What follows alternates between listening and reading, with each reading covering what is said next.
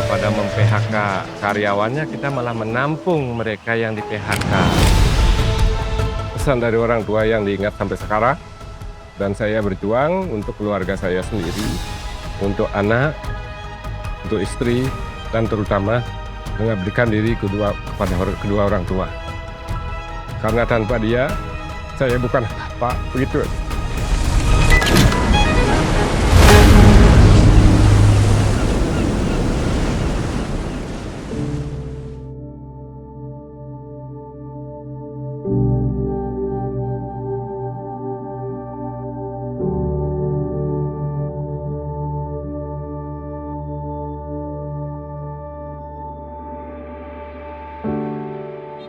Bali dikenal sebagai wajah pariwisata Indonesia. Tapi di balik ramainya wisata, ada usaha lokal yang tumbuh dengan cara yang berbeda.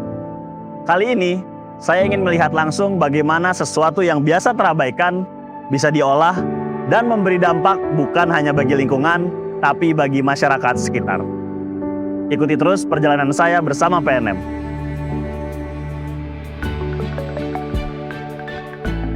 Di balik indahnya pantai Bali, ada cerita yang sering terabaikan. Material yang terbawa arus laut, terdampar di pesisir, menumpuk dan perlahan tertinggal begitu saja. Bagi sebagian orang, ini hanyalah sisa yang tak terpakai. Tapi di tangan yang tepat, ini bisa berubah menjadi sesuatu yang bernilai. Perjalanan ini membawa kita ke Ulusari Handicraft. Disinilah kayu-kayu yang terdampar di pesisir diolah menjadi berbagai produk kerajinan. Dan dari sini, kita akan melihat bagaimana sebuah usaha tumbuh hingga saat ini bersama pemiliknya. Saya Pak Wayan Sudire, yang asli Bali, punya usaha handicraft, namanya Ulusari Handicraft. Ulusari itu maknanya, ulu itu awal, sari itu rezeki. Sudah dari awal kita harus mengambil rezeki itu. Saya awalnya sih suatu saat ke pantai, begitu banyak bahan menurut saya yang bisa dijadikan kerajinan, tergerak hati untuk mencoba. Dan astungkare berkat karunia Tuhan juga yang pasti jalan akhirnya sampai saat ini. Keunikannya ini adalah bahannya natural dan tidak bisa dibikin. Kita memang buat dari produk alam. Jadikan bentuknya, kita memilih bentuknya yang sudah disiapkan oleh alam. Itu prosesnya, itu yang membuat kerajinan saya ini berbeda dari yang lain gitu. Dampak positifnya untuk kita dan untuk masyarakat sekitar pantai. Pantai kan memang bahannya ini dari pantai sampah. Kalau dibiarkan, otomatis lingkungan pantai itu kumuh. Masyarakat di sana itu mungkin dikumpulin dan dibakar. Kan namanya pencemaran lingkungan, asap, kurang bagus. Makanya dikumpulin, dimanfaatkan jadi produk ekonomis, uang dapat, lingkungan bersih, kita nyaman, udah.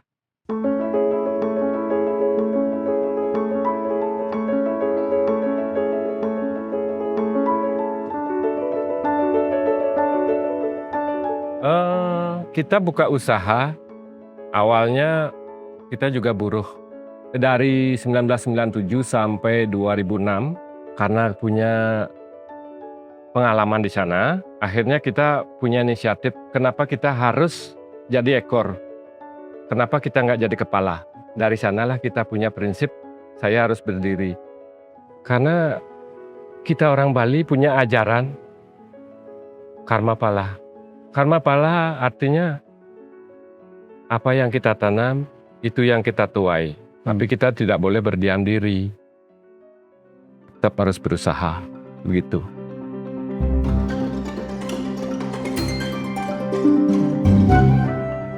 Oke Pak Wayan, bisa diceritain nggak gimana sih proses dari mulai awal sebuah kayu ditemuin di pinggir pantai sampai jadi barang yang bernilai ekonomi tinggi? Kita dulu kan bilang dari pantai, lama-kelamaan kita memperdayakan orang di sana yang berada di pantai untuk memungut bahan sampah-sampah itu. Setelah dia ngepulin, dibawa ke sini. Setelah dibawa ke sini kita pilah semua.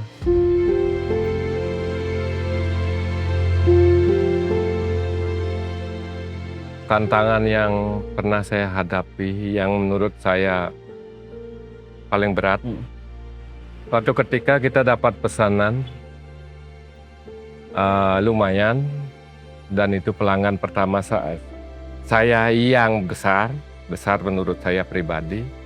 Di sana mulai tumbuh cobaan. Mungkin untuk menguatkan pondasi saya dicoba dulu.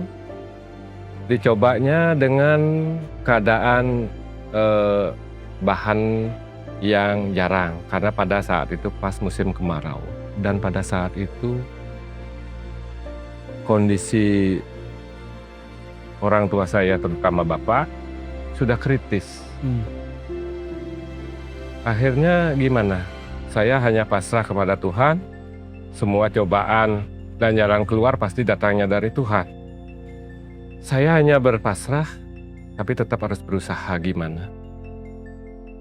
Dengan doa, akhirnya kita berusaha minta tolong ke teman-teman yang ada di sekitar pantai untuk ngumpulinnya, dan minta mencari teman-teman di sini juga diajak untuk dilatih, diajak untuk mengerjakan. Akhirnya jalan keluar itu dapat. Astungkare, rahmat Tuhan, saya diberi cobaan, saya pun diberi jalan. Rezeki saya dapat, biaya saya dapat, orang tua saya sehat. Itu momen yang tak akan terlupakan bagi saya sampai saat ini. Dengan mengingat pesan kedua orang tua saya, Bapak sampai segini kamu harus bisa lebih dari Bapak, dan anakmu bisa lebih dari kamu. Itu pesan dari orang tua yang diingat sampai sekarang. Dan saya berjuang untuk keluarga saya sendiri, untuk anak, untuk istri, dan terutama mengabdikan diri kepada kedua orang tua. Karena tanpa dia, saya bukan apa-apa, begitu.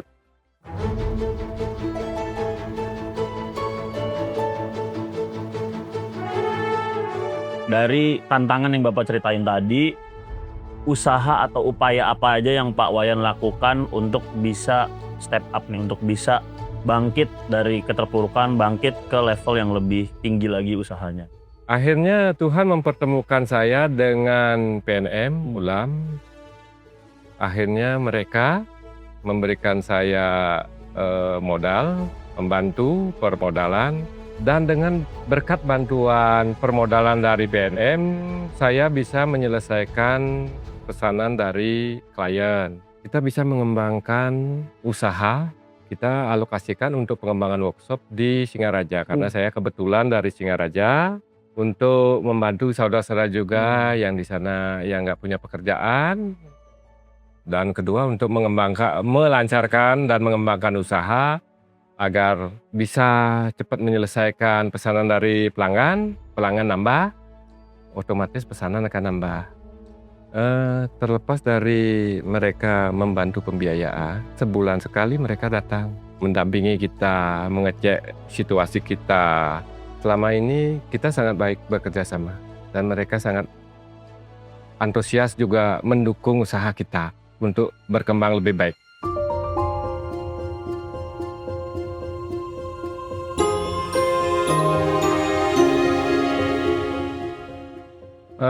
Dengan bantuan dari PNM ini, banyak hal yang bisa merubah usaha saya. Dari awal kita berdiri tahun 2006 sampai sekarang, perkembangannya sangat signifikan. Sebelumnya kita mungkin omset yang bisa kita kerjakan setahunnya mungkin sekitar 100 sampai 200 juta. Kita bisa mengembangkan dari 200 ke 400 juta per tahun.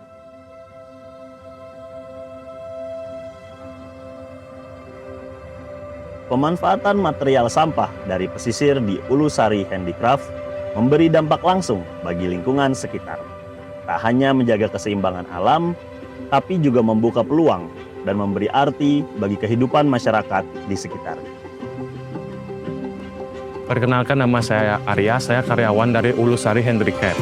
Untuk pertama kali saya kerjanya di tahun 2019 setelah saya di PHK dari perusahaan saya sebelumnya. Setelah saya bergabung di Ulusari, mungkin banyak yang perubahan yang saya rasakan, mungkin dari segi pekerjaan lebih stabil, orderan lebih bervariasi, dan juga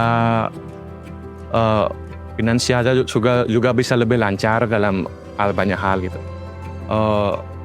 Untuk pekerjaan ini sangat berarti ya, mungkin karena ini merupakan sumber penghasilan saya untuk bisa menghidupi keluarga saya dan untuk bisa membeli sebagai banyak kebutuhan itu. Untuk bekerja di sini itu banyak pengalaman dan pengajaran yang diberikan sama Pak Oya dan mungkin sama teman-temannya untuk saya bisa belajar dari nol ya, dari saya tidak bisa menjadi bisa. Dan saya juga berterima kasih kepada Pak Wayan karena saya sudah diizinkan untuk bergabung di Ulusari Handicraft untuk bekerja sebagai karyawan di sini.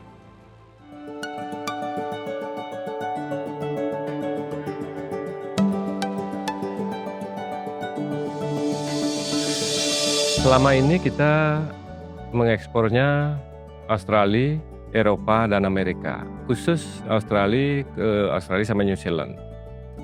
Kalau Eropa yang paling dominan sekarang ini Prancis, kedua Spanyol, UK juga ada, dari Nederland juga ada. Ini pesanan sekarang ada dari Belgia juga ada, dari sebelumnya dari Jerman juga ada.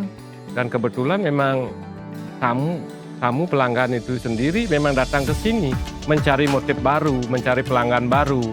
Makanya dari sana kita ketemu. Dan akhirnya tukaran alamat, tukaran WA, tukaran email, tukaran segala macam. Ketika dia datang, cari toko kita, memesan. Dan ketika dia sempat nggak ke sini, dia pesan by WA, by email, begitu seterusnya. Dan saya tetap berharap semoga PNM Setate senantiasa membantu permodalan kami. Suksema ping banget. Dan semoga senantiasa juga mendampingi usaha saya.